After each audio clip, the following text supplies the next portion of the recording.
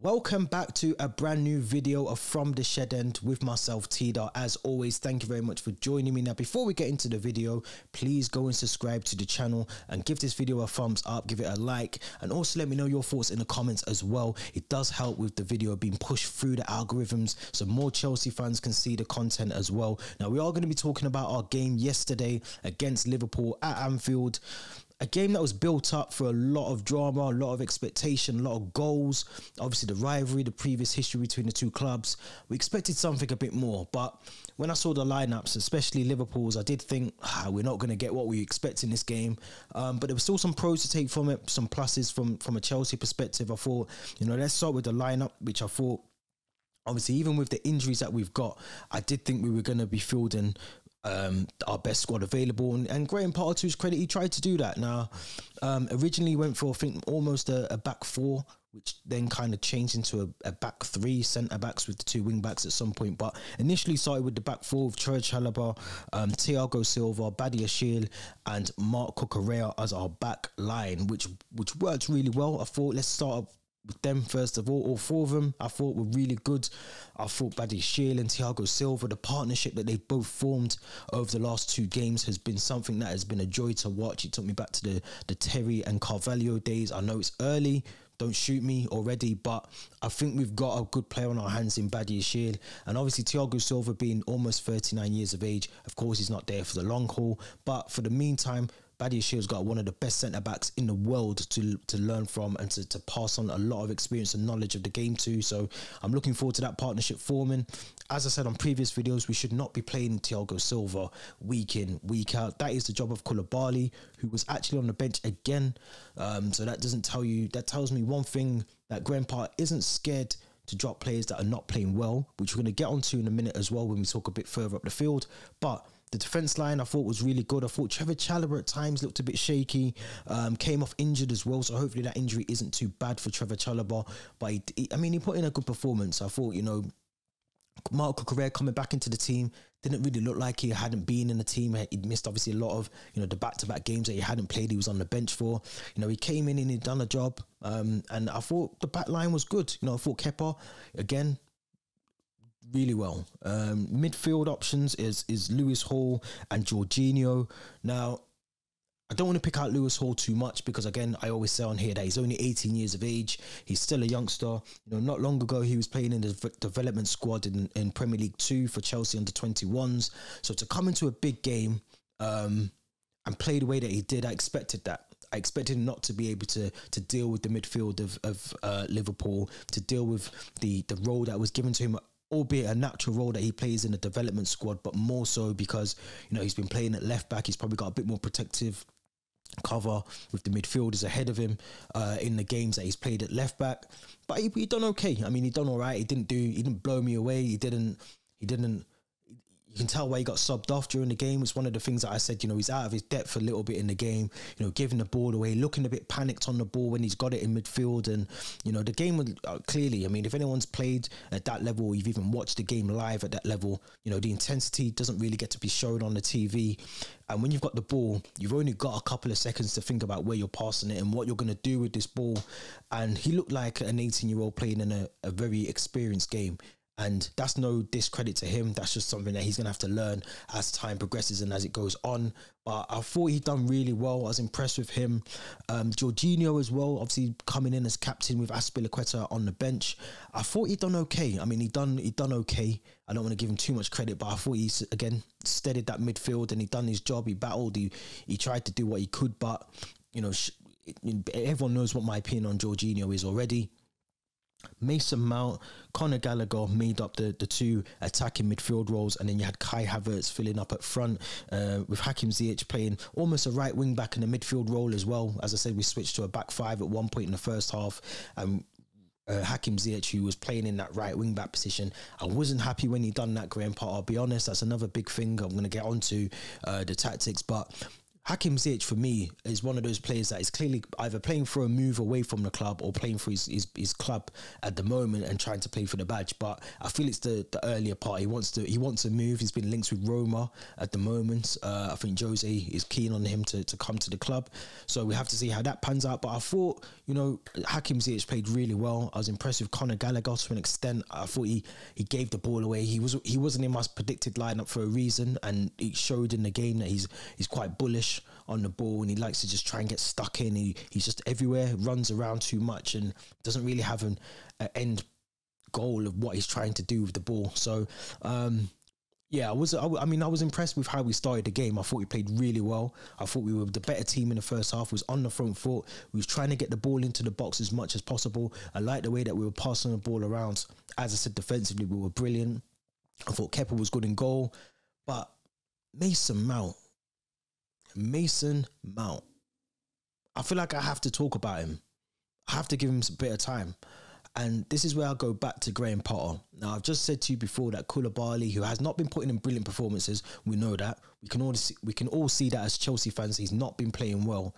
But Mason Mount is still being picked. How is Mason Mount still on the starting 11?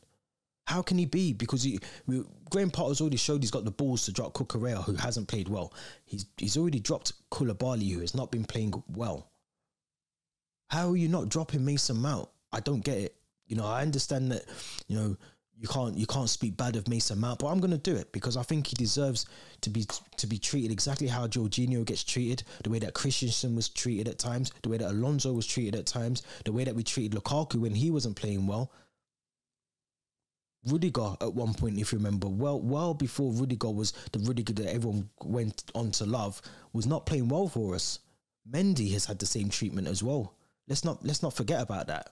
Kepa had the same treatment at one point as well. Let's not forget about that. But we can't say it about Mason Mount.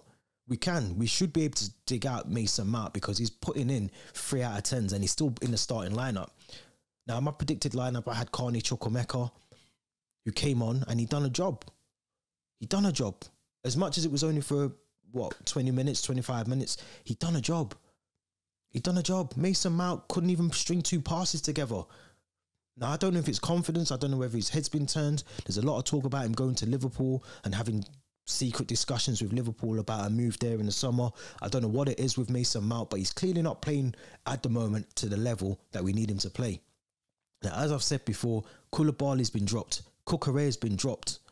There's 2 players already that we can see that Graham Potter is not scared to make these decisions. He's not scared to take these players out of the team. So go do the same for Mason Mount. We have to. For the sake of our game, because we carried Mason Mount. Let's be honest, the first half we were playing some brilliant football and we should have scored a goal. We should have scored a goal in that first half. But when you've got someone like Mason Mount who isn't as creative as we need him to be, he's not playing the way that he did when he was back-to-back player of the seasons, which is what everyone wants to bring up about Mason Mount being back-to-back player of the seasons, which is brilliant. I could use the same example for Mo Salah at the moment for Liverpool. He was putting the ball in the back of net every single week for Liverpool, and he didn't even touch the ball on Saturday that much. So when someone's playing poor, we have to call it out. We just have to as fans. That's not us saying that we don't like Mason Mount or we want the worst thing to happen to him. We don't. We just want to see 11 players play for the team, play for the badge, put in a shift. If you care that much about the team, then put in a shift. And if you're not going to do that, then sit on the bench because there's Carney Chukwuemeka that came on and done a job. Now, the second half kicked off. Liverpool came out all guns blazing. And let's be honest, I mean, it was a moment where we kind of thought Liverpool were going to score. You know, they were able to bring on Darwin Núñez, who looked very rapid and looked very sharp. Came on. Gapco, I thought, was very wasteful with his chances. He had some really good chances. Didn't really test Kepa that much either. But Thiago Silva again, you know, Rolls Royce, the warrior at the back, you know, was there to cover up any mess, any slippages at the back for us, and he done well to keep Liverpool quiet. Mo Salah. I mean, Mo Salah was being dubbed as one of the best players in the world 2 or 3 years ago, and we kept him quiet in the game. So, you know, that's down to, you know, Cucurella, that's down to Badiashile, that's down to Thiago Silva, that's down to Trevor Chalobah when he was on. You know, credit to Azpilicueta, who got his 500 game for the club as well. You know, you gotta credit him for that. I mean, you know, he came on, he done a job. You know, I know that I said his legs are done. I still stand by that comment, but you know, to come in, he done the job, he done what he needed to do.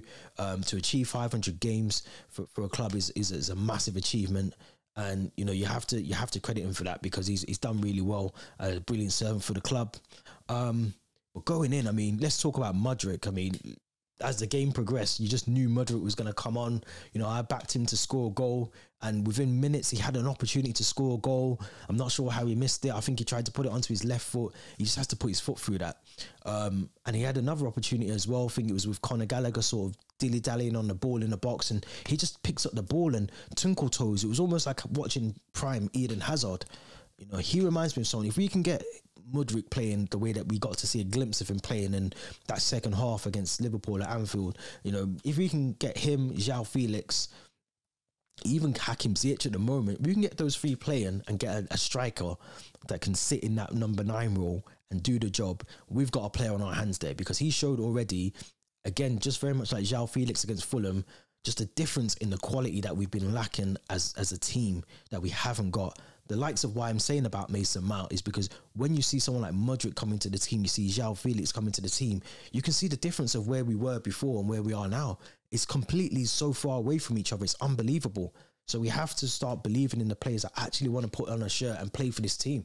And whether that's a Mason Mount or whoever else, or whoever, Jorginho, whoever it is, there's players that are sitting on the bench that are dying to get a game for us. MUDRYK came on and literally changed the whole way that we played down that left side. And I'm looking forward to seeing him. I'm looking forward to seeing how he can play.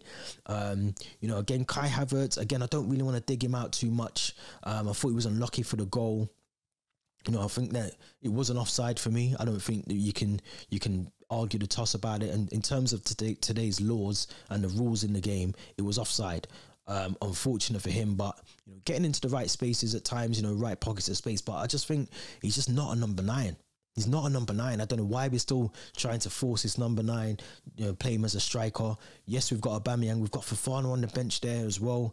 But we need to go out and get a striker, and then that's clear as day. You know, the 2 things now for me, or the 3 roles, but in priority would be a striker, a right back, and then obviously the CDM role that we kind of need to still either get Casado, which is one of the signings that we're looking to do next week as well, or Enzo Fernandez, which is another deal that is kind of still being battered around. But we definitely need a striker. And whether we get that now, we get it in the summer. But you can see that Todd Bowley is trying to get this team working together with obviously the aid of Graham Potter as the manager. And we saw some good signs there. There was still some cons. You know, you look at Conor Gallagher giving the ball away a lot. Lewis Hall didn't look on the ball. You know, but there's some good stuff. I got to see a glimpse of what Potter ball might look like going forward, and I was impressed with that. So credit to Graham Potter for the tactics that he set up with. Unfortunate that he started, for me, some players that I personally don't think should be in the team. I would have started Carney Chukwuemeka. I would have started with MUDRYK at the start of that game and maybe bring on, you know, someone else in the second half to see the game out. But, you know, it is what it is. It was a good performance.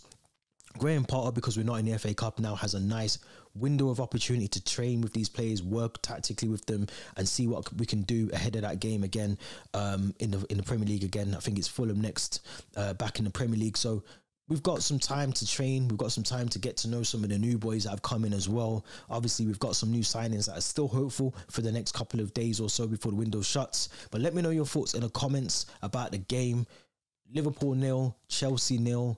Anfield was not rocking. Oh, and also as well, I forgot to say, anyone that was at the game, and if you were lucky enough to see John Terry in the crowd and you got a picture, brilliant. It was good to see John Terry in the away end, the Anfield Road end of the stadium. He looked like it was good. I saw a couple of videos of him being bouncing around at halftime, chanting his name, so that looked good. So credit to anyone that was there, got to see John Terry, you know, celebrating with the fans. It looked good as well. But before you go, make sure you smash the subscribe button, the like button, all of that stuff. Let me know your thoughts in the comments as well. Should Mason Mount be dropped for the next game? Does he need to start putting in a bit more better performances? Am I being too critical on Mason Mount? Let me know all down below. And if you hit the Linktree link, it will take you to all the podcast episodes as well. This has been T.Dot from the Shed End. Until next time, stay safe and thank you very much for watching.